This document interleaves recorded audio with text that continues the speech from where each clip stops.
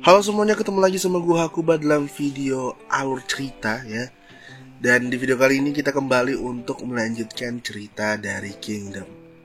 Buat teman-teman yang belum menonton bagian pertama dan kedua, linknya ada di kolom deskripsi di bawah ya. Dan karena ini adalah alur cerita, maka gue mau kasih spoiler warning terlebih dahulu buat teman-teman yang belum menonton atau membaca series dari Kingdom ini, biar pengalaman menonton dan membaca kalian itu jauh lebih maksimal lagi.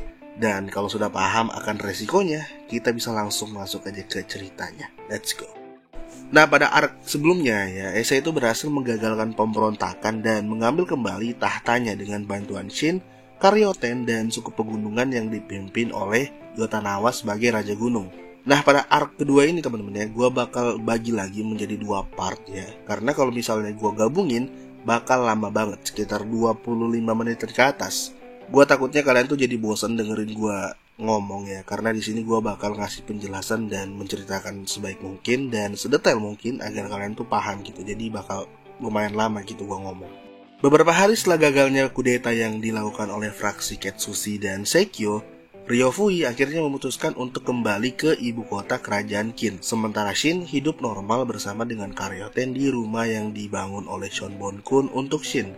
Shin sendiri bekerja menawarkan tenaganya pada warga sekitar dengan menjadi buruh sembari terus berlatih pedang demi persiapan dirinya mengikuti operasi militer pertamanya nanti. Sementara Karyoten sendiri kesehariannya adalah mencabut rumput dan memasakkan Shin makanan. Ya, mereka bisa bilang hidup normal. Nah, sampai pada suatu hari, Karyoten tuh akhirnya pergi bersama dengan Shin menuju ibu kota untuk meminta imbalan yang dijanjikan oleh Issei sebelumnya kepada Karyoten.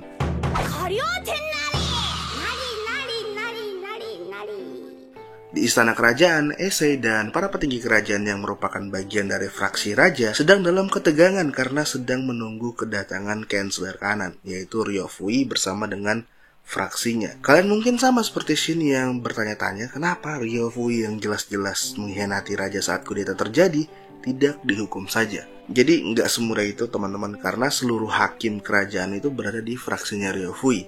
Dengan kata lain, dialah pemegang hukum dan bakal sangat sulit banget untuk diadili.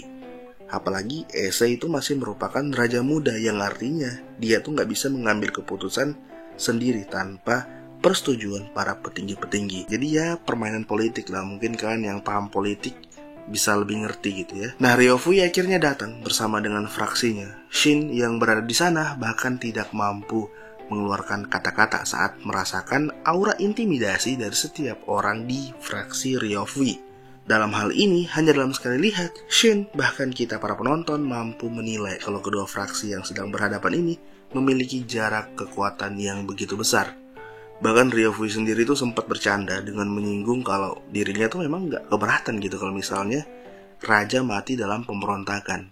Ya, walaupun Issei itu menanggapi ucapan Ryofui itu sebagai candaan, tapi semua orang yang berada di ruangan itu termasuk Issei sendiri paham kalau apa yang dikatakan Ryofui itu memang benar, kalau dia memang nggak keberatan jika raja itu mati dalam pemberontakan. Nah, fraksi Ryofui sendiri memiliki 4 orang yang membuat fraksi ini tuh begitu kuat. Yang pertama adalah Saitaku, yang merupakan seorang menteri yang melayani kerajaan Qin dalam beberapa generasi sejak Raja Zhou, si dewa perang, dan sekaligus merupakan pemegang posisi tertinggi dalam diplomatik kerajaan. Dia seorang penasehat umum gitu. Lalu ada Rishi yang merupakan kepala administrasi dan legalisme di kerajaan Qin, seorang ahli hukum. Lalu ada Mobu yang merupakan seorang jenderal perang, dan yang terakhir adalah Shou Heikan yang merupakan kepala militer sekaligus ahli strategis terbaik Qin, dan salah satu strategis terbaik juga di seluruh 7 kerajaan. Nah, mereka-mereka inilah yang merupakan 4 pondasi utama yang membuat fraksi Ryofui itu begitu kuat. Mereka disebut sebagai 4 pilar Ryofui. Tapi tentu saja yang paling mengerikan dari mereka adalah orang yang mampu menundukkan dan menyatukan mereka berempat, yaitu Ryofui itu sendiri, ya kan? Oh ya teman-teman, gue lupa bilang kalau Ryofui itu dulunya adalah seorang pedagang yang kaya raya banget ya, yang ngeluarin duitnya untuk membantu ayah Issei dan Seikyo agar bisa memenangkan kursi Raja Qin. Dan sebagai imbalannya, ayah Issei itu memberikan Ryofui kursi kansler kanan.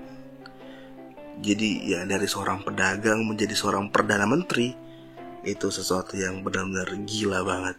Setelah Ryofui dan fraksinya pamit undur diri dari aula istana, Issei yang selama ini kita lihat begitu santai dan kalem di berbagai situasi, seketika menunjukkan amarahnya karena tidak mampu melawan dominasi dan intimidasi dari Ryofui. Jadi Issei itu benar-benar kayak dipermalukan banget di depan para pengikutnya sendiri. Shin yang berada di sana kemudian menenangkan Issei dan mengajaknya keluar untuk mencari angin segar bersama dengan Karyoten juga. Nah, dalam percakapan mereka, Issei mengatakan kalau akhirnya akan muncul juga kesempatan untuk Shin karena saat ini sedang ada persiapan perang untuk melawan kerajaan Wei. Nah, dari sini kita sudah tahu konflik utama dari arc ini ya. Jadi konflik utamanya adalah kerajaan Qin ingin merebut kota Keiyo yang berada di perbatasan kerajaan Wei dan Qin. Jadi Qin itu ingin memperluas wilayahnya gitu dengan merebut kota Keiyo dari Wei. Wei merekrut prajurit dari 3 kota terdekat, sementara Qin merekrut siapapun dari seluruh kerajaan Qin yang ingin bergabung dengan perang kali ini. Nah, kalau dalam sejarah Tiongkok ya teman-teman, ini tuh merupakan perang terbesar pada tahun itu dengan masing-masing pasukan kerajaan berjumlah 150.000 orang. Jadi ada sekitar 300.000 orang yang bakal saling membunuh. Gila banget. Shin akhirnya bergabung dengan perekrutan dan bersama dengan rekrutan lainnya menuju medan perang. Dalam perjalanan dia tuh bertemu dengan Bihye dan Bito yang merupakan 2 orang kenalannya dari desa tempat majikannya tinggal. Nah, akhirnya seluruh pasukan tuh berkumpul dan diminta untuk membentuk regu Wu. Jadi Wu dalam bahasa Cina adalah 5 teman-teman. Nah, sesuai namanya, Wu merupakan regu 5 orang yang mana 1 orang memimpin dan memberi arahan pada 4 orang lainnya. Pemimpin regu Wu itu disebut sebagai wucang atau kopral ya dalam bahasa Indonesia. Dalam hal ini tentu saja Shin yang tidak dikenal dan notabene-nya adalah anak kecil ya, tentu saja tidak ada yang mau menerimanya karena takut bakal jadi beban gitu. Bihye dan Bito juga akhirnya pergi meninggalkan Shin karena ada regu yang mengajak mereka. Tapi seketika mereka tuh kembali lagi pada Shin setelah regu yang mengajak mereka tuh menemukan orang yang terlihat lebih kuat dari mereka berdua. Jadi akhirnya mereka tuh nimbrung bertiga, tapi ada seorang lagi yang ikut nimbrung bersama mereka. Orang yang seumuran dengan Shin ya, bocil dan rada misterius gitu, bernama Kyokai. Di sisi lain, Takuke yang merupakan wucang yang terbuang ya, nggak ada yang mau gabung sama regunya, akhirnya menghampiri mereka berempat dan mengajak mereka bergabung. Dan terbentuklah Wu mereka yang terdiri dari Shin, Bihye, Bito, Kyokai, dan Taku. Mereka bersama dengan regu yang lainnya berjalan menuju tempat pertemuan selanjutnya. Di sana, Shin itu bertemu dengan Heiki yang sekarang telah menjadi seorang komandan 1.000 orang yang membuat para infanteri lain tuh kebingungan dengan Shin yang terlihat begitu akrab dengan seorang komandan. Yo, Heiki, hisashiburi. Setelah berbincang dengan Heiki, akhirnya armada pasukan mereka tuh bergerak menuju benteng Gannya. Jadi pasukan Qin itu terbagi menjadi 6 armada teman-teman. Shin itu berada di armada keempat. Jadi armada ke-1 dan kedua yang berada di tengah akan langsung menuju ke benteng Asui. Sementara armada ketiga dan keempat akan menuju ke benteng Gan. Nah, di benteng-benteng inilah mereka tuh bakal dikumpulin dan dibagi lagi menjadi beberapa unit. Lalu setelah itu mereka akan bergerak menuju kota Keiyo untuk melakukan pengepungan. Nah, benteng Gan yang akan menjadi tempat berkumpulnya armada Shin ini dipimpin oleh seorang jenderal bernama Kokugo yang dikenal sebagai naga hitam bermata bintang. Gila, ngeri amat julukannya cuy. Tapi sayangnya saat sebelum armada Shin sampai ke benteng Gan, ternyata Goke yang merupakan jenderal besar Wei berhasil membunuh jenderal Kokugo dan merebut kastil Gan. Parahnya bukan hanya para pasukan Qin yang dibunuh, tapi warga sipil juga ikut menjadi korban keganasan pasukan Jenderal Goke. Nah, alhasil armada Shin itu diminta untuk memutar arah dan menuju benteng Asui. Di Asui, Jenderal Besar Yoko yang mengetahui benteng Gan telah jatuh dan mengetahui kalau Wei ini ingin mengarahkan pertempuran ke dataran Dakan, akhirnya menyuruh seluruh pasukan untuk menuju ke dataran Dakan yang berada di antara Asui dan kota Keiyo. Armada Shin akhirnya dialihkan lagi dari rute menuju Asui ke rute langsung menuju dataran Dakan. Nah, setelah 5 hari perjalanan, akhirnya armada mereka berhasil sampai ke dataran Dakan. Pertarungan tuh sudah dimulai sehari sebelum armada mereka datang dan musuh sudah datang jauh lebih awal lagi dan berhasil menempati bukit yang tentu saja lebih menguntungkan pasukan mereka karena berada di high ground. Nah, objektif dari pasukan Qin adalah mengalahkan wakil Jenderal Wei yang saat ini sedang berada di puncak bukit dan juga merebut markas pasukan Wei tersebut.